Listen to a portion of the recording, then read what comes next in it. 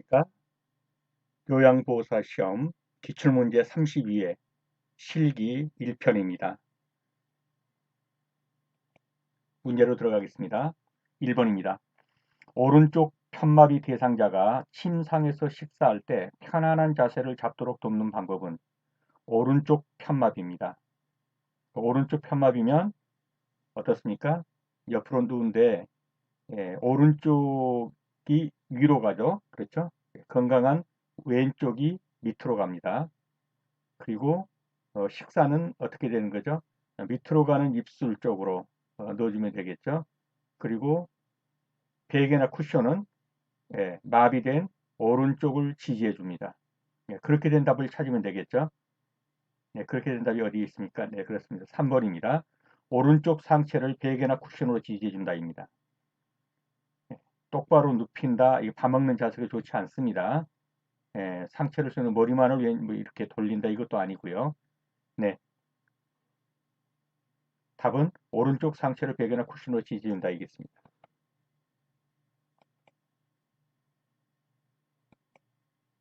2번입니다. 신체 활동을 도울 때 대상자 중심 요양보호의 원칙을 준수한 것은 지금 목욕하세요. 다음 주까지 기다리면 냄새나요. 콧줄을 잡아 뽑으니 억제대로 묶어놓을 수밖에 없어요. 지금 아침 식사하셔야 설거지하고 점심 준비할 수 있어요. 화장실 가면 서로 고생이니까 이제 간이변기를 쓰면 좋겠어요. 잠에서 깰 수 있으니 주무시는 동안에는 기저귀를 확인하지 않을게요. 대상자 중심의 요양보호입니다. 그러니까 요양보호사라든가 이런 분들을 중심으로 한 게 아니라 대상자. 그렇죠? 정답은 5번이죠. 잠에서 깰 수 있기 때문에 주무시는 동안에는 기저귀를 확인하지 않겠습니다. 라고 하는 것입니다. 이번 5번이 되겠습니다.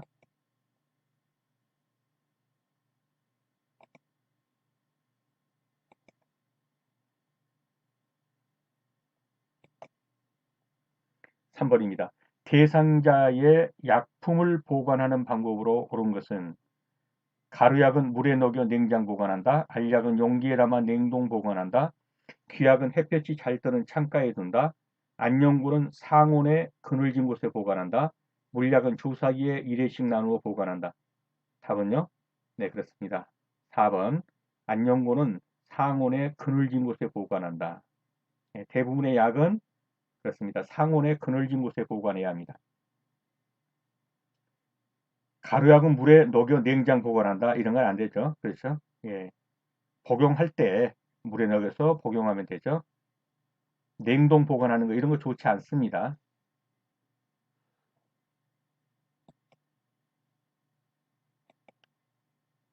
안녕고는 상온에 그늘진 곳에 보관한다입니다. 귀에 염증이 있는 대상자에게 귀약을 투여할 때 귓바퀴를 잡는 손의 위치 답이 나와 있네요. 그죠? 후상방입니다. 뒤쪽에 상방 이렇게요. 위로 잡아 올리는 것이죠. 뒤에서 1번입니다. 6번입니다. 대상자가 화장실을 안전하게 이용할 수 있도록 환경을 조성하는 방법은 화장실을 안전하게 화장실 문 밖에 응급벨을 설치한다. 화장실 안에 미끄럼 방지 신발을 놓아둔다. 화장실 앞에 화분을 놓아 위치를 표시한다. 화장실 입구에 문턱을 설치하여 공간을 구분한다. 화장실 조명은 사생활 보호를 위해서 희미하게 한다. 답은요. 그렇죠. 화장실 안에 미끄럼 방지 신발을 놓아둔다. 그래서 화장실 안에서 미끄러지지 않도록이요. 1번은 뭐가 틀렸을까요? 화장실 문 밖에 응급벨, 문 안에다 응급벨을 설치해 놔야겠죠? 그래서 용변을 보는 중에 문제가 있으면 벨을 누르게요. 그래서 문 밖에 그랬으니까 틀린 거고요. 화장실 앞에 화분을 놓아 위치를 표시한다. 화분에 걸려서 넘어질 확률이 많죠. 이런 거 놓아두면 안 됩니다. 화장실 입구에 문턱을 설치하여 문턱이 걸려 넘어질 수가 있어요. 이런 건 없는 게 좋죠. 화장실 조명은 사생활 보호로서 희미하게, 그래서 어느 정도는 밝게 해줘야겠죠. 희미하기가 틀린 것이죠. 6번에 2번이 정답입니다. 7번입니다. 시설에서 대상자가 다음과 같은 행동을 보일 때의 대처 방법은 옷을 벗으려고 한다. 서성거리면서 안절부절을 못한다. 바지의 뒷부분을 움켜 잡고 있다. 지금 이러한 행동은 어떤 행동일까요? 그렇죠. 예. 배변, 즉, 변이가 있어서, 예, 뭐, 소변이든 대변이든 지금 보고 싶은 어떤 행동이죠. 찾아보면요. 그렇습니다. 5번이죠. 배변 상태를 확인하고 화장실로 데리고 간다. 뭔가 변을 보려고 하는 그런 어떤 그 욕구를 가지고 있는 행동이죠. 7번에 5번이 정답이 되겠습니다. 8번입니다. 이동변기를 사용하여 배변 중인 대상자가 배설을 어려워할 때 돕는 방법은 주변을 조용하게 해준다. 차가운 물을 마시게 한다. 배변할 때까지 앉혀놓는다. 이동변기를 치우고 기저귀를 채워준다. 항문 주위에 미지근한 물을 끼얹어준다. 네, 정답은요. 그렇습니다. 이러한 문제가 나온다면 거의 이러한 식으로 나오게 될 겁니다. 항문 주위에 미지근한 물을 끼얹어주면 그렇죠. 변의를 느끼게 된다. 주변을 조용하게 해준다. 이거는 어디가 틀렸죠? 그렇죠. 조용하게 해주면 더 부담을 갖겠죠. 예, 뭐 TV를 튼다든지 해서 약간의 소음을 만들어줘야 좀 그 부담을 덜 갖고 변이를 느끼게 될 거예요. 8번에 5번이 정답이 되겠습니다. 9번입니다. 유치도뇨관을 삽입한 대상자가 아랫배 통증을 호소한다. 유치도뇨관을 설치했는데 아랫배 통증. 뭔가 그렇죠. 소변이 제대로 빠져나가지 않고 지금 방광이 차오른다는 어떤 느낌이 있죠. 찾아보면 어떤 것이겠습니까? 그렇습니다. 소변이 잘 배출되고 있는지를 확인해 봐야 합니다. 그렇죠? 소변이 어딘가 줄이 꼬여서 라든가 이렇게 소변이 배출되지 못하고 있으면 방광이 차올라서 아랫배 통증을 느낄 수 있습니다. 9번에 4번이 정답입니다. 10번입니다. 기저귀를 찬 채 한쪽으로만 누워있는 기저귀를 찬 채 한쪽으로만 누워있다는 거예요. 이런 대상자의 소변이 자주 셀 때 대처 방법은 아랫배를 시계 방향으로 마사지한다. 2시간 간격으로 간이경기를 되어준다. 수분 섭취를 제한해서 소변량을 조절한다. 복부에 더운 물주머니를 대어 방광을 이완시킨다. 베개로 몸 한쪽을 지지하면서 체위를 자주 변경해준다. 정답은요? 그렇습니다. 5번이죠. 한쪽으로만 누워있다. 그러면 체위를 변경해가지고 뭔가 조치를 취해주면 대처 방법이 될 수 있겠죠. 베개로 몸 한쪽을 지지하면서 체위를 자주 변경해준다가 답이 되겠습니다.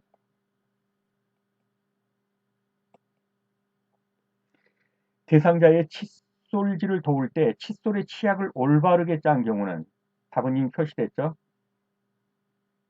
이렇게 그림으로 나올 때는 이러한 그림이라는 것을 봐주시고요. 이러한 그림을 설명을 한다면 어때요? 전체를 여기서부터 여기까지가 다 들어가 있죠.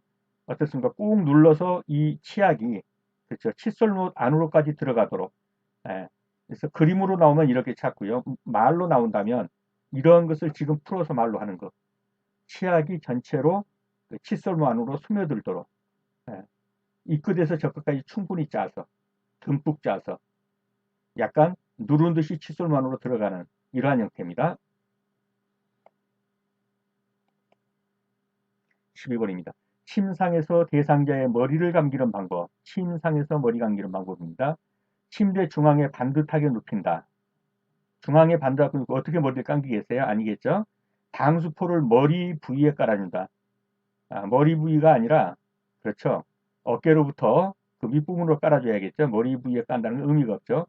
샴푸를 묻혀 손가락 끝으로 마사지한다. 그렇죠. 손톱으로 마사지하는 건 틀린 거죠. 근데 손가락 끝으로 마사지한다고 했으니까 이거 맞는 표현입니다. 린스를 한 후 차가운 물로 헹군다? 아니요. 따뜻한 물로 헹궈줘야겠죠. 머리카락은 젖은 상태에서 빗으로 정돈한다? 아니요. 말려서 말린 상태에서입니다. 말린 상태에서 빗으로 정돈한다입니다. 그럼 답은요? 그렇습니다. 샴푸를 묻혀 손가락 끝으로 손톱 끝으로 그럼 틀리는 거죠. 손가락 끝으로 마사지 한답니다. 3번이 정답이 되겠습니다. 자, 마사지하는 방법, 머리 감는 방법입니다. 머리는 어디로 가야 돼요? 침대 모서리에 머리가 오게 합니다. 방수포는 어깨 밑까지 깔고요. 방수포 위에 수건으로 어깨 아래부터 가슴 위까지 감싸줍니다. 린스한 후에는 따뜻한 물로 충분히 헹구고요. 물기를 제거해서 말린 다음에 빗질을 합니다. 13번입니다.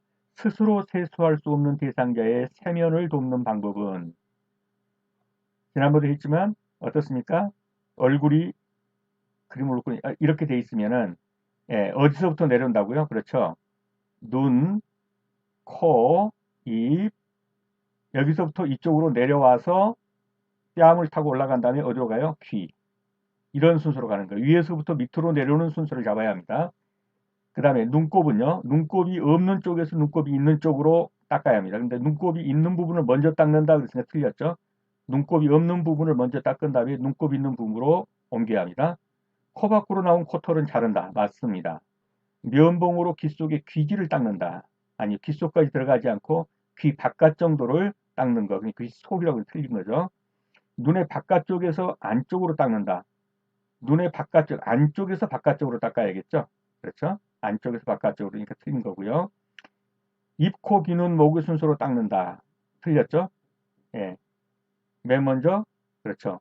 눈에서 코로, 그리고 입으로, 마지막으로 귀로. 이런 순서로 닦게 됩니다. 답은요? 그렇습니다. 2번이 정답이겠죠?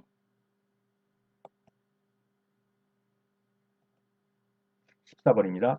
피부가 건조한 대상자의 발을 관리하는 방법은 나일론 양발을 신긴다. 발톱을 둥글게 자른다. 발톱깎이로 각질을 제거한다. 물기가 마르기 전에 로션을 발라준다. 하루에 3번 뜨거운 족욕을 해준다. 정답은요? 예, 4번. 물기가 마르기 전에 로션을 발라줘서 어느 정도 습도를 유지해 주는 것입니다. 나일론 양발 이런 거 안 좋죠? 면 양발이 좋죠? 예, 발톱은 어떻게 합니까? 일자로. 발톱은 일자로. 손톱은 둥글게. 예, 발톱깎이로 각질 제거 좋지 않습니다. 정답은 4번이 되겠습니다. 오른쪽 팔에 수액을 맡고 있는 왼쪽 편마비 대상자. 자, 왼쪽 편마비 대상자가 오른쪽 팔에 수액을 맡고 있습니다. 그러면 뭡니까? 옷을 입히는 순서입니다. 무조건 마비된 팔부터 먼저 입히죠. 그 다음에 수액이 들어가고 그 다음에 건강한 팔이 들어갑니다. 그렇게 찾아보시죠. 왼쪽 편마비니까 왼쪽부터 먼저 들어갑니다. 왼팔 그리고 수액 오른팔. 예, 5번이 정답이죠. 15번에 5번이 되겠습니다. 침대에 누워 지내는 대상자를 옆으로 돌려 눕히는 순서는 자, 체위를 바꿔주는 겁니다. 누워 지내는 대상자를 옆으로 돌려 눕히는 순서는 어느 것이겠느냐 그랬습니다. 이럴 때 맨 먼저 나오는 행동은 뭡니까? 그렇죠. 요양보호사가 돌려 눕히려는 곳 쪽으로 가서 서 있어야겠죠. 그것이 맨 먼저 나옵니다. 근데 이게 다 이게 가인데 다 가로 돼 있네요. 예. 그 다음에 마지막의 행동은 뭐겠습니까? 그렇죠. 다 한 다음에 편안한 자세가 되도록 베개로 등을 받쳐준다. 이게 마지막 행동이 되겠어요. 마번이 마지막 행동이 되죠. 이거 둘 중에 하나겠네요. 그러면 이것들을 한번 봐보죠. 돌려 눕히려고 하는 쪽에 선 다음에, 그 다음에 뭐가 나오겠습니까? 그렇죠. 무릎을 세우고 양팔을 가슴 위에 놓는다. 요게 2번이 되겠어요. 여기 1번이고 여기 2번이 되겠죠. 그 다음에는요. 엉덩이와 어깨를 지지해서 돌려 눕힌다. 이게 3번이 되겠죠. 그 다음에는요. 그렇죠. 요게 4번이 되겠어요. 그러면 어떻게 되겠습니까? 가라 다마. 가라 다. 나도 여기 있네요. 엉덩이를 뒤로 이동시킨다. 그렇죠. 다 한 다음에 엉덩이를 뒤로 이동시키면 돼요.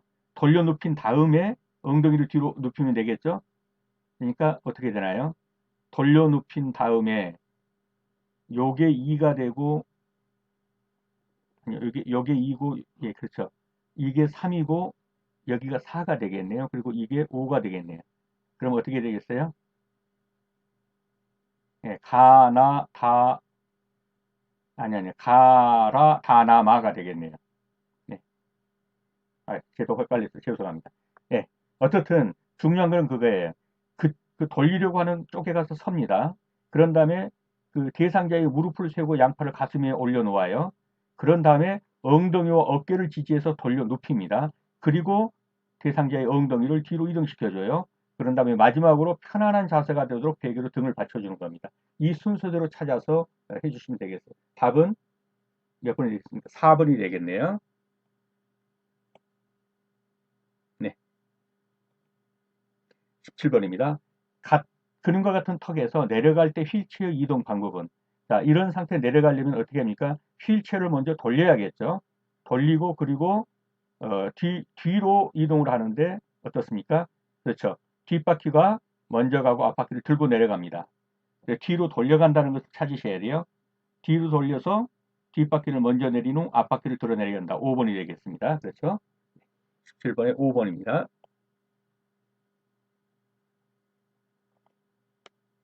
18번입니다. 그림과 같은 상태로 누워있는 오른쪽 편마비. 그렇죠. 오른쪽 편마비에 까만 이제 표시를 했네요. 대상자를 일으켜 앉히는 방법이 어떤 것이겠느냐 했습니다. 일으켜 앉히는 방법. 어떻습니까? 이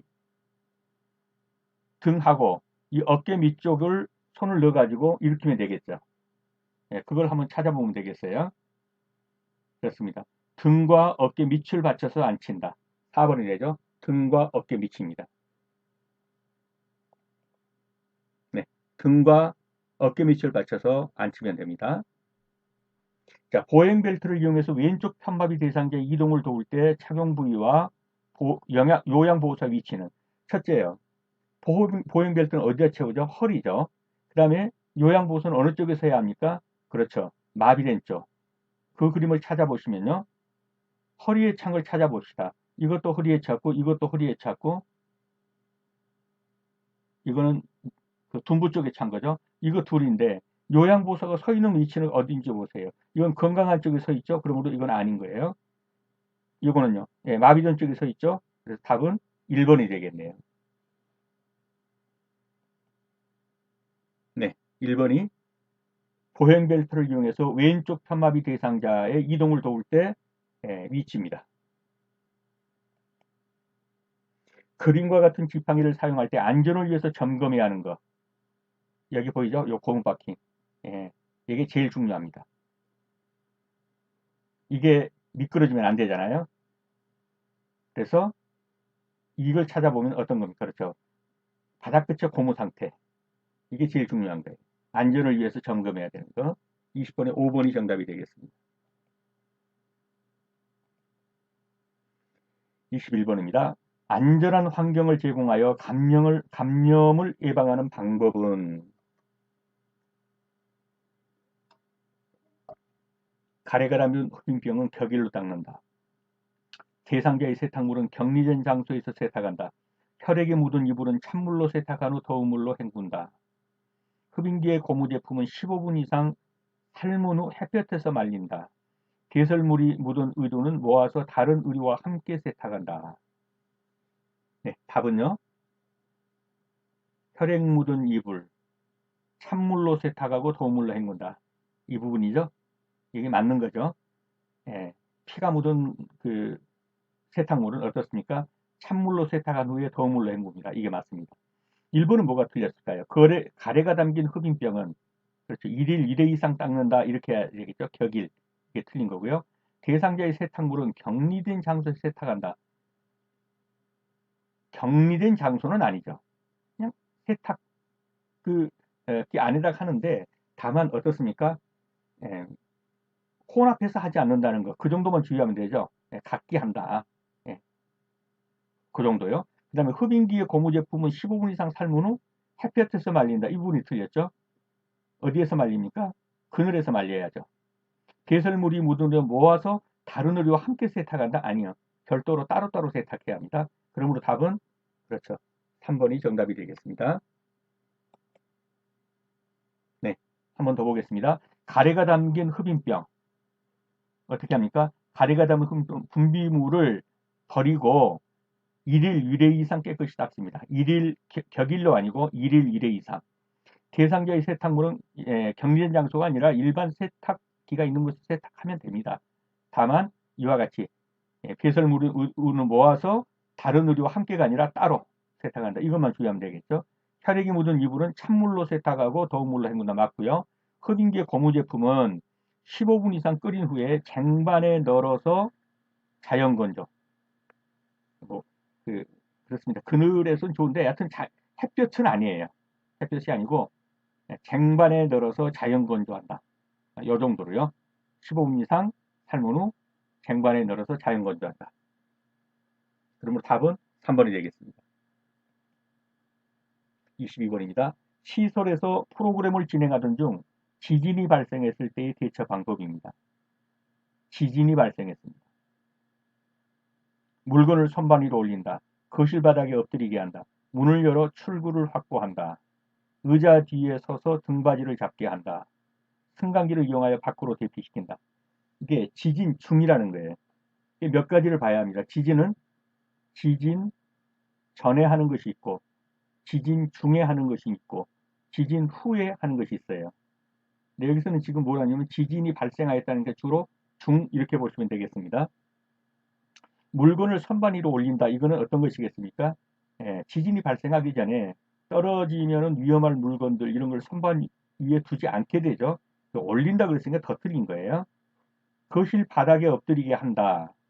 엎드리는 것은 좋아요. 그런데 엎드리되 어디서 엎드리냐면 이런 데서 엎드려야 돼요. 의자 뒤에 서서 또 아니에요. 이것도 예, 의자 같은 거라는 탁자 밑으로 들어가야 돼요. 그래야 위에서 물건이 떨어지더라도 어, 다치지 않게 되기 때문에 의자 뒤에 서서 이것도 틀린 거예요. 거실 바닥에 엎드리게 한다도 틀린 거고요. 문을 열어 출구를 확보한다. 지진이 발생했을 때 이것도 사실은 이제 진동이 좀 끝났을 때 이렇게 하죠. 그렇죠. 예.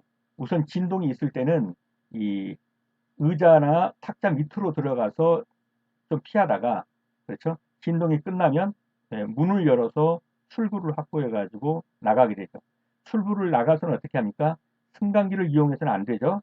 계단으로 대피를 해야 합니다. 그래서 물건을 선반 위로 올린다 틀렸고 거실 바닥에 엎드리게 한다 이것도 아니고요.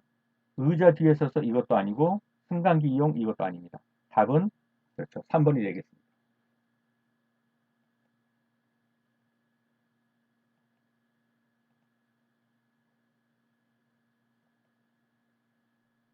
이 23번입니다.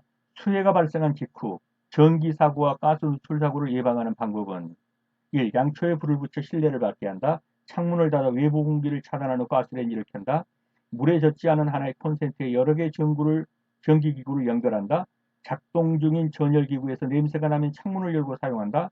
정전 복구 후 가전제품은 시간 간격을 두고 하나씩 사용한다. 답은요? 네, 그렇습니다. 5번이죠. 네, 한꺼번에 다 꽂게 되면 무리하게 돼요. 그래서 시간 간격을 두고 하나씩 하나씩 플러그를 뽑아보는 것입니다. 1번은 뭐가 틀렸을까요? 그렇죠. 수해가 발생한 직후에는 방 안에 가스가 차 있을 수가 있어요. 그래서 불을 붙이거나 가스레인지 켜고 이런 것은 안 됩니다. 이게 위험해요. 반드시 창문을 열어서 공기를 환기시킨 다음에 이렇게 합니다. 그리고 하나의 콘센트에 열의 전기구 이건 안 좋죠. 작동 중인 전열기에서 냄새가 나는데 창문 열고 사용해도 되나요? 냄새 나면 그 전열기구 자체에 문제가 있기 때문에 사용하면 안 되겠죠. 네, 5번이 정답이 되겠습니다.